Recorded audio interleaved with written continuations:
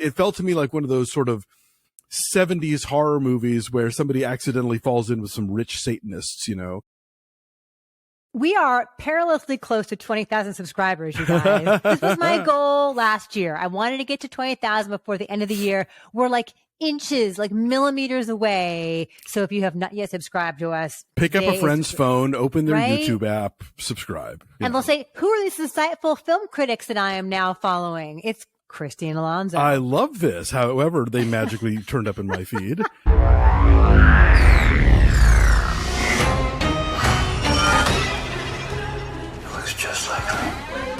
The latest from Brandon Cronenberg. This is a movie that is going to be hugely divisive, hugely polarizing. People are going to either love it and think it's rad or think it's just terrible and self-indulgent and endless. So you and I are kind of on opposite. I say, apparently, even within this program, it's going to be divisive. Alexander Skarsgard and Cleopatra Coleman are a married couple. They are at a resort, this very lavish, luxurious, all-inclusive resort on an island on some unnamed country. I know it was it shot in Croatia? I forget. They name the country, but it's a fictional one. And it's like, you get the impression that it's the tropics, but most of the residents, at least the cops, all seem to be Eastern European. So it's everywhere and nowhere. And I think that's intentionally, meant to put us kind of on edge and make us feel like this could be anywhere with a lack of specificity, but also just kind of mysterious from the get-go. It's the kind of resort an old teacher of mine used to call a pleasure prison because of all of the razor wire and the high fences. Yeah, they're warned not to go outside the compound, as it is called. So one day at the beach, a young woman played by Mia Goth approaches Alexander Skarsgard's character. His name is James, and she is Gabby. And she says, I loved your book. Oh, I'm a huge fan. He has not been able to write a follow-up book for several years, and that's clearly creating tension in his marriage and in his life in general. But this getaway is not really helping so much. Gabby says, come hang out with me and my husband. Jalil Lespert is her husband. And they have dinner and they hit it off, and they go on a picnic and they hit it off. But there's like a tension boiling beneath the surface in the midst of this sun-dappled splendor palace. It's beautiful and scenic and idyllic, but like something is off. Like Gabby's a little too friendly, a little too familiar. There's just a tension from the beginning. Some reviews have gone into what happens in this movie. I would like to a little bit, but if you are concerned about spoilers, maybe come back and visit us in a little bit once you have seen it. I knew nothing going into this movie, and I'm glad that I did. Yeah. Know nothing. Right. There is an accident. There is punishment that needs to be meted out. And there's a whole sort of bizarre high-tech body horror situation because he's a Cronenberg, involving cloning and punishment. And it's all about, this is like not unlike the Triangle of Sadness or The Menu or Knives Out. This is the Rich movie. This is an indictment of the absolute privilege and abuse that crazy wealthy people get away with. Right. In terms of like the justice system works differently for them and they can get away with stuff that the average person could not. So I was totally into this in terms of tone, in terms of never knowing where it was going, in terms of the craft on display, the cinematography, the sound design, the score.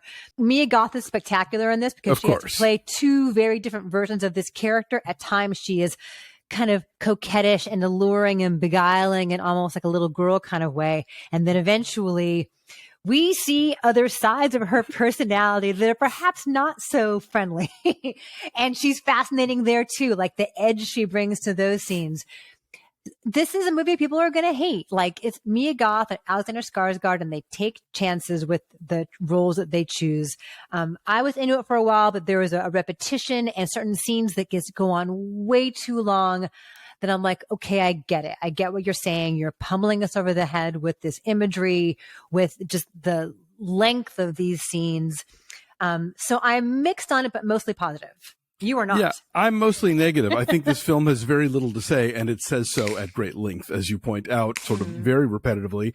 And, as much effort that went into like the gore and the shocking nature of it, you've sat through horror movies with me. I'm an easy touch, and I'm like, but I was so not interested in these characters, not down with the situation, that horrifying things would unfold, and I just kind of like, okay, I guess we're doing that now. It never brought me into its world.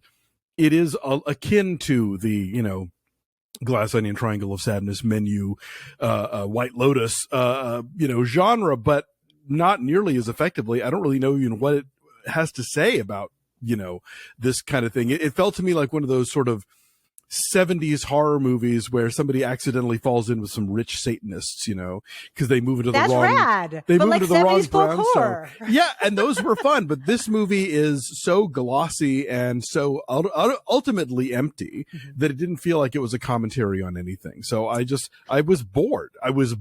And that's, I think, a cardinal sin for a movie like this.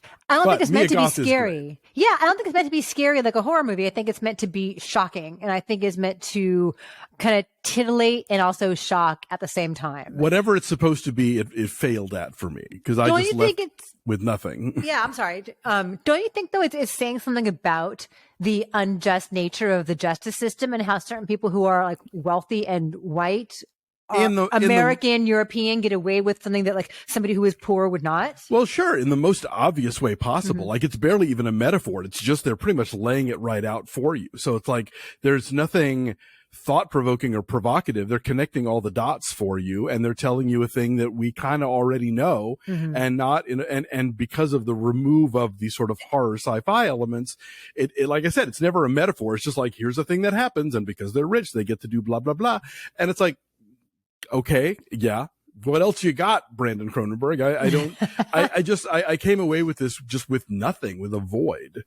There is a sort of tantalizing mystery, though, throughout as to who is really a person. Like, I think you wonder with these people, because they're all awful. They sort of put out there the possibility like that you are not seeing who you think you are seeing. Right. And that I found intriguing. But I feel like I've even seen that done in more interestingly of late, like in that movie Duel, which I didn't particularly care for, but I thought it was at least sort of an interesting premise, and it tried to be about more, I think, than this movie does.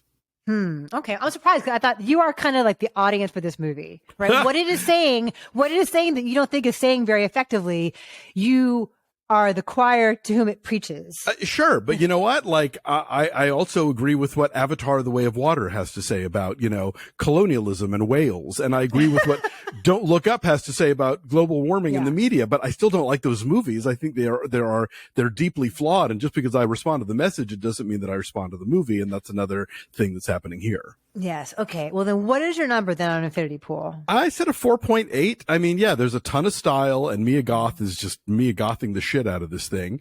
But for the most part, I was left very cold. Okay. I'm saying 7.2 because I was down with it for a while. It's a little overlong, and some of it's a little obvious, but I was never bored, and I was always like, oh, what's that? Oh, what's going to happen next? So I was way more into it than you were. It's a penis, Christy. That's what it is. It's so many penises. It is still January. There is still time to take advantage of Carol Bike's great offer here at the beginning of the year. If you're trying to get back into shape or stay in shape, with our code Breakfast All Day in all caps, you get $250 off your bike up until January 31st. After that, it's $100 off. I'm enjoying having it here in the house. It's awesome on rainy days, on days where I don't run. It's an awesome, quick way to get a workout in. It's been so much fun. It's got a very cheeky sense of humor. So go check them out with a link below. Have some fun, get in shape. Carol Bike.